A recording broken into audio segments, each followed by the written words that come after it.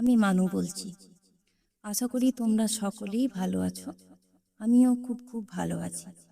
তো বন্ধুরা, আজকে তোমাদের সঙ্গে একটা রেসিপি শেয়ার করতে চাই।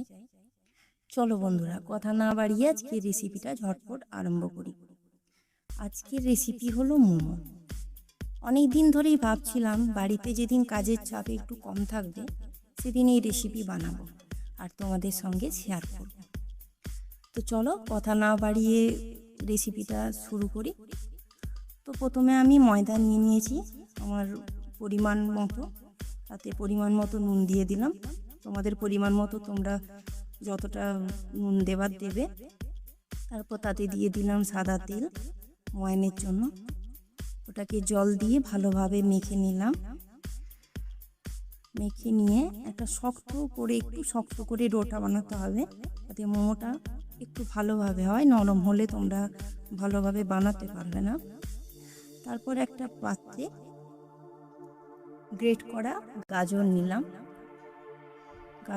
গাজর নেওয়ার পর তারপর পেস্ট করা চিকেন দিয়ে দিলাম। চিকেনটা এমনভাবে পেস্ট করতে হবে যাতে ডেলা পাকিয়ে না যায়। একটু কুচনো ভাব থাকবে, সেইভাবে পেস্টটা করতে হবে। তো তারপর আমি তাতে দিয়ে দিচ্ছি কুচনো পেঁয়াজ আর কাঁচা লঙ্কা একসাথে। তোমরা চাইলে আলাদা আলাদাও করতে পারো। তো বন্ধুরা, বাড়িতে অতিরিক্ত কাজের চাপের জন্য আমি প্রতিদিন ভিডিও আপলোড করতে পারি না, তবে সময় পেলেই আমি ভিডিও দেওয়ার চেষ্টা করব। তো তারপর আমি দিয়ে দিলাম আদা রসুনের পেস্ট। তারপর দিয়ে দিলাম থেতো করে রাখা গোলমরিচ। তোমরা চাইলে গোলমরিচের ডাস্টও ব্যবহার করতে পারো।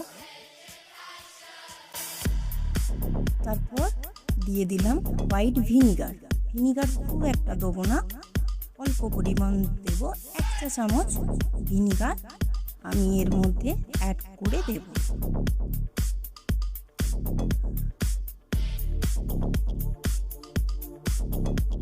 তারপর দিয়ে দেবো ডার্ক সয়া সসটা তোমাদেরকে খুব অল্প পরিমাণ দিতে হবে, যেন খুব একটা বেশি না হয়, খুবই অল্প পরিমাণ দাও। তারপর দিয়ে দেবো অল্প পরিমাণ নুন, স্বাদ মতো নুন। আমি এর আগে ময়দাতে নুন ব্যবহার করেছি, সেই মতো আমি। তারপর লেচি কেটে নিলাম। লেচি কেটে নেবার পর আমি বেলে নিলাম। বেলার পর আমি তাতে পুর দিয়ে দিলাম। পুর দেবার পর আমি এটাকে মোমোর আকারে দিয়ে দেব।